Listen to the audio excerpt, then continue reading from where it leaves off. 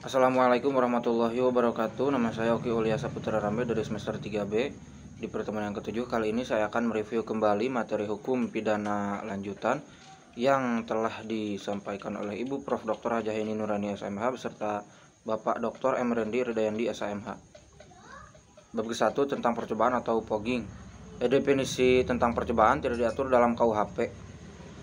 Dalam KUHP hanya ada batasan yang menentukan kapan ada percobaan dan menentukan syarat-syaratnya saja. Pada pasal 53 sampai 54 KUHP, berdasarkan kedua pasal tersebut dapat dikenakan sanksi pidana untuk tindak pidana percobaan hanya untuk tindak kejahatan yang diatur dalam buku 2 KUHP saja.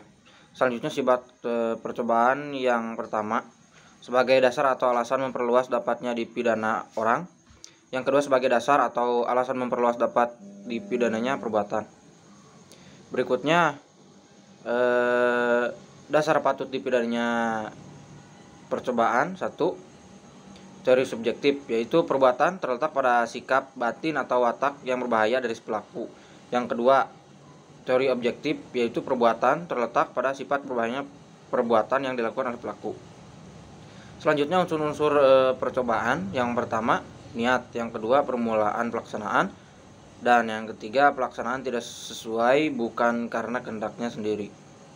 Selanjutnya percobaan mampu dan tidak mampu hanya ada pada percobaan objektif, yaitu menitikberatkan pada sifat berbahayanya perbuatan. Selanjutnya pemidanaan percobaan. Yang pertama, percobaan terhadap kejahatan ada pada pasal 53 ayat 2 KUHP. Yang kedua menurut pasal 53 ayat 3 KUHP untuk ancaman pidana mati atau seumur hidup. Yang ketiga percobaan terhadap pelanggaran. Menurut pasal 54 tidak dipidana. Yang keempat pengacuan terhadap tindak pidana kejahatan dalam buku 2 KUHP. Selanjutnya percobaan dalam KUHP. Yang pertama di luar KUHP. Yang kedua Undang-Undang Nomor 22 Tahun 1997 tentang narkotika. Yang ketiga Undang-Undang Tindak Pidana Korupsi dan lain-lain. Yang keempat terhadap beberapa tindak pidana di luar KUHP. Selanjutnya bab kedua yaitu penyertaan atau dalaming. Istilah penyertaan disebut juga untuk turut campur dalam peristiwa pidana atau turut berbuat delik.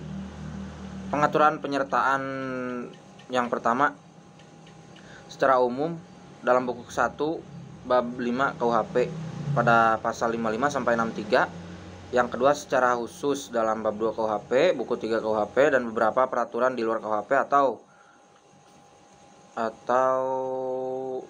tindak pidana khusus.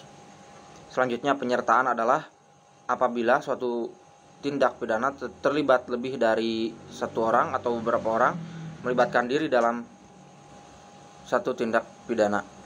Selanjutnya bentuk-bentuk penyertaan. Yang pertama yang melakukan, yang kedua yang menyuruh melakukan, yang ketiga yang turut serta melakukan, yang keempat yang membujuk atau menggerakkan, dan yang kelima yang membantu melakukan.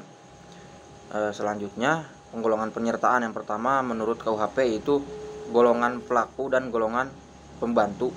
Yang kedua menurut doktrin yaitu bentuk penyertaan yang berdiri sendiri dan bentuk penyertaan yang bertanggung jawab. Selanjutnya bab ketiga yaitu perbarengan atau gabungan tindak pidana atau summon law. Pengertian perbarengan. Yang pertama, seseorang dengan satu perbuatan mengakibatkan beberapa aturan pidana dilanggar, atau seseorang dengan beberapa perbuatan mengakibatkan beberapa aturan pidana dilanggar. Yang kedua, di antara perbuatan tersebut hakim belum pernah menjatuhkan putusan atau vonis yang telah mempunyai kekuatan yang pasti dan tetap. Yang ketiga, jaksa atau penuntut umum dalam melakukan penuntutan perkara-perkara tersebut harus secara sekaligus dan bersamaan.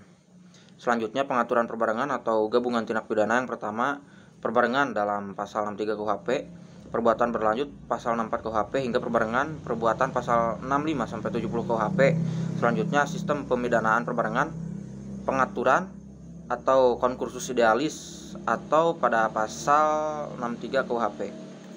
Mungkin sekian review evaluasi materi hukum pidana lanjutan dari saya. Mohon maaf bila ada kesalahan. Billahi taufik wal hidayah. Wassalamualaikum warahmatullahi wabarakatuh.